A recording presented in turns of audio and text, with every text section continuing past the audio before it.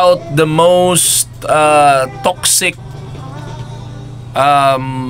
political culture in the Philippines. Mauna nga usa ni sa mga hinungdan, mga kaistorya nga wala gyoy pag-uswag or pag-asenso ning atong nasod.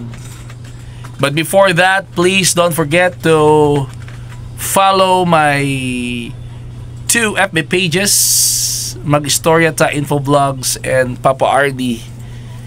And of course, my Mag-Istorya Ta Infovlogs TikTok account. And subscribe on my YouTube channel, Mag-Istorya Ta Infovlogs. The most toxic political culture in the Philippines, mga kaistorya, is the culture of vengeance. Wala mo mga kabantay, mga kaistorya, nga every new administration nagid sila'y kasuhan o nagid sila'y prisuhon.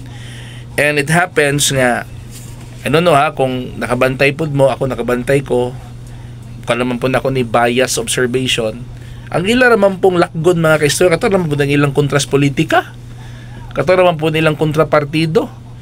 So dili na gid siya mawala nga culture ba, culture of vengeance nga once makalingkod ko, ikaw nga nang hilabot sa kusauna, bantay lang ka kay balusan ta ka. And as time goes by, pagkatuna pong isa mo'y makalingkod, balos na pod, ana-ana lang yun. So culture of vengeance, mga kaistorya. Ang ginapangita gyud karon sa mga Pilipino is the culture of the real unity and teamwork. Kaysa kadaghan problema karon sa Pilipinas, mga kaistorya, kinahanglan nga magtinabangay gyud ang magtiayon. Kinsa man magtiayon? Kanang atong gobyerno magtiayon man na.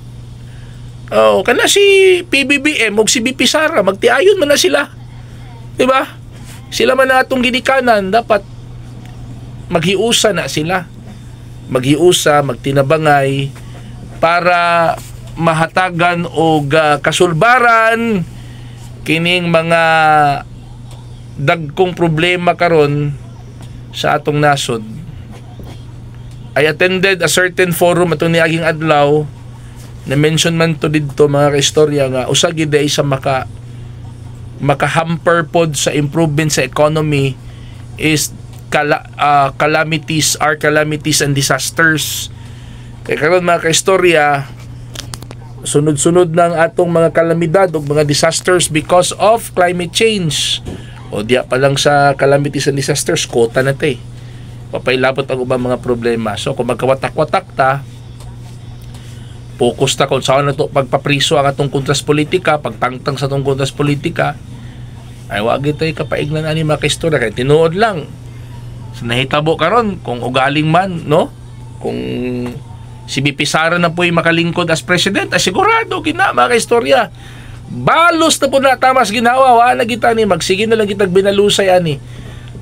May man na sila, mga kaistorya, kaya dagko man na silang sweldo, dagko po na silang allowance, dagko nagpanding, kita ni mga pobre nga Pilipino, mga kabos, agoy, tama na kita saan to saan ni. So sa mga istorya na, mga kaistorya, kaya kung gisgutan, please write your comments below about the most toxic the most toxic political culture in the Philippines. Don't forget to follow my page, Papa RD, and Mag-Istorya Ta FB page, and of course my YouTube channel, Mag-Istorya Ta Infovlog. Subscribe, and my TikTok account, Mag-Istorya Ta Infovlogs. Till next time.